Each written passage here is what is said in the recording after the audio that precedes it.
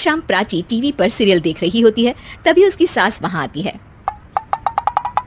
अरे सीरियल में तो ऐसे मग्न है जैसे आज रात का खाना पड़ोसी आकर बनाएंगे। मुझे पता ही नहीं था आपने अपने बेटे की शादी पड़ोस में भी की हुई है। हैं? मतलब? मतलब इस घर में सारा काम बहू ही करती है, आप तो सिर्फ खर्राटे मारती हैं। अच्छा जी, फिलहाल तो तुम आराम फरमा रही हो, चलो जाओ, ये मेरे टीवी देखने का समय है। आहा, इसीलिए मुझे भगाया जा रहा है। सॉरी, अब तो बिल्कुल नहीं जाऊंगी। प्राची की इस बात पर दोनों सास बहू के बीच टीवी रिमोट के पीछे बच्चों जैसी छीना झपटी शुरू हो जाती है, जिसके बीच श्लोक भी काम से घर वापस आ जाता है। हाँ, आज मेरी चूहे बिल्ली की जोड़ी किस बात पर झगड़ रही है? अरे तेरे बीवी मुझे टीवी नहीं देखने दे रही। अरे तुम्हारी मम्मी मुझे खाना बनाने के लिए फोर्स कर रही है। अरे वाह, ऐसे बेतुके रीजन पर तो बच्चे भी झगड़ा नहीं करते। अरे मुझे कुछ मत बोल, सब इसने ही शुरू किया है। हाँ हाँ, जैसे आप तो बहुत दूध की धूली है ना। अरे बस दोनों चुप। प्राची जाओ, खाने की तैयारी करो। और माँ तुम छोड़ो, तुम्हें क्या बोलूं, शांति से अपना सीरियल देखो, मुझे दोबारा लड़ने की आवाज सुनाई नहीं देनी चाहिए। ऐसा बोलकर श्लोक वहां से चला जाता है, जिसके पीछे पीछे प्राची भी कुछ न कुछ बड़बड़ाते हुए रसोई में चली जाती है। हाँ हाँ, सासू जी को तो कुछ बोलेंगे ही नहीं, बस मुझ पर ही हुक्म चलता है, खाना बनाओ, जैसे मैं इनके घर में खाना बनाने के लिए आई हूँ। इसी तरह शाम बीतती है और रात को श्लोक और प्राची की सास खाना खाकर सोने चले जाते हैं, लेकिन प्राची गुस्से में कुछ खाए बिना काम में ही लगी रहती है। इस घर में किसी को घंटा फिक्र नहीं पड़ता, मैं खाऊं या भूखी रहूं।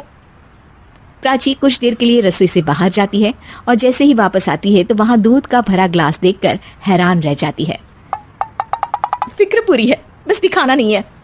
प्राची दूध पीकर सोने चली जाती है और अगली सुबह एक बार फिर सास बहू का कार्टून नेटवर्क स्टार्ट हो जाता है।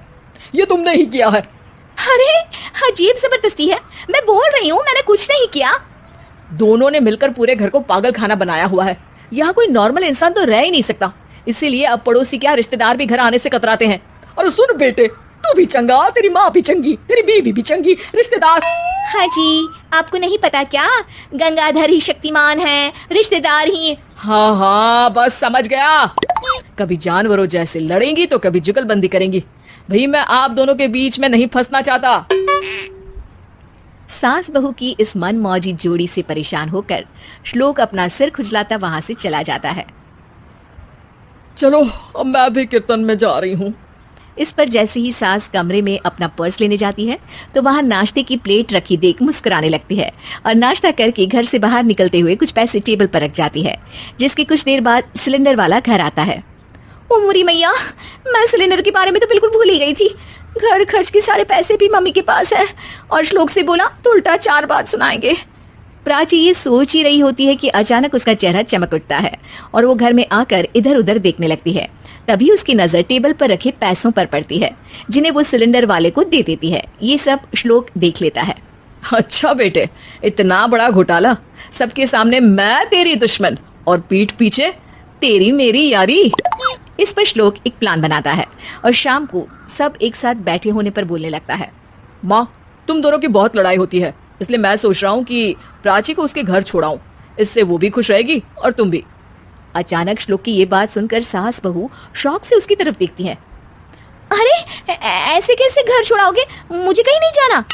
अरे तुमने बोला नहीं पर मैंने सुन लिया, तुम्हें मम्मी के साथ रहना अच्छा नहीं लगता, मुझे पता है।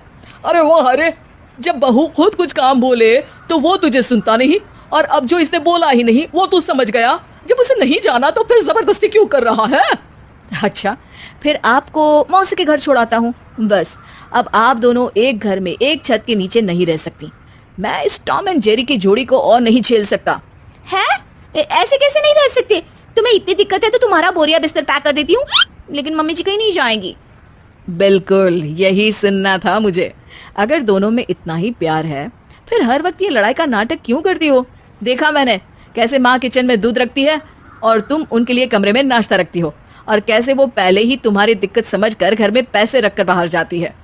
अरे भाई, इतना ड्रामा तो डेली सोप में भी नहीं होता जितना तुम दोनों ने इस घर में फैलाया हुआ है।